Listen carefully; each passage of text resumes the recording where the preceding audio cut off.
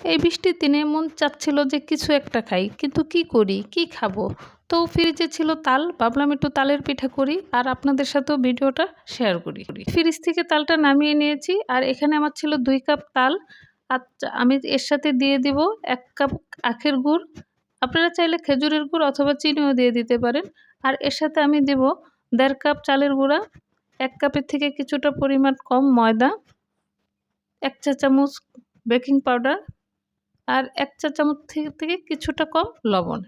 আর এখন আমি এটা মিক্স করে নেব ভালো করে।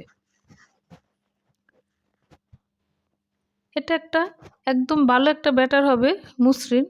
তো আমার বিট করতে করতে হয়ে গেছে। এখন আমি এটা 15 থেকে 20 মিনিটের জন্য রেস্টে রাখবো, যাতে আমার পিঠাটা সফট হয়। তো আমি ডেকে রেখে দিচ্ছি 15 থেকে 20 মিনিটের জন্য। আর 20 মিনিট পরে আসলাম। এখন আমি কড়াইতে বসিয়ে দিয়েছি তেল। আর তেলের মধ্যে আমি এই ব্যাটারটা ছোট ছোট গোল গোল করে দিয়ে দিচ্ছি। তো আমি একে একে সবগুলো দিয়ে দিব। আর আমি দেখতে পাচ্ছি দেওয়ার সাথে সাথে আমার পিঠাগুলো সুন্দর ফুলে উঠছে। তো এভাবে আমি সবগুলো মিশ্রণ দিয়ে দিচ্ছি। এখন এই যে সবগুলো পিঠা একদম ফুলে ডাবল হয়ে গেছে।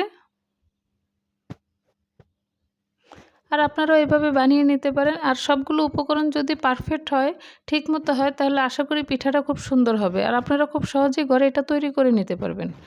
আর হ্যাঁ, ভিডিওর মাঝখানে একটা কথা বলছি, আমার ভিডিওটা যদি ভালো লাগে অবশ্যই আমার চ্যানেলটা একটু সাবস্ক্রাইব করে আমার পাশে থাকবেন আর একটা লাইক দিতে বলবেন না। তো আমার পিঠাগুলো প্রায় ভাজা হয়ে গেছে, এই যে লালচে লালচে হয়ে গেছে। আর এরকম লালচে লালচে হয়ে গেলে এটা নামিয়ে নিতে হবে। তো আমি পিঠাগুলো একে একে সব উঠিয়ে নিচ্ছি। উঠিয়ে একটা প্লেটে সার্ভিং ডিশে নিয়ে নিচ্ছি। তো এই যে রেডি হয়ে গেল আমার পিঠাগুলো। আর একটা ভেঙে দেখাচ্ছি যে ভিতরে হয়েছে কিনা। তো এই যে দেখতে পাচ্ছেন ভিতরে সুন্দর হয়েছে, একদম পারফেক্ট সিদ্ধ হয়েছে, কোনো সমস্যা নাই। আর সব কিছু ঠিক আছে। সবাই ভালো থাকবেন। ধন্যবাদ।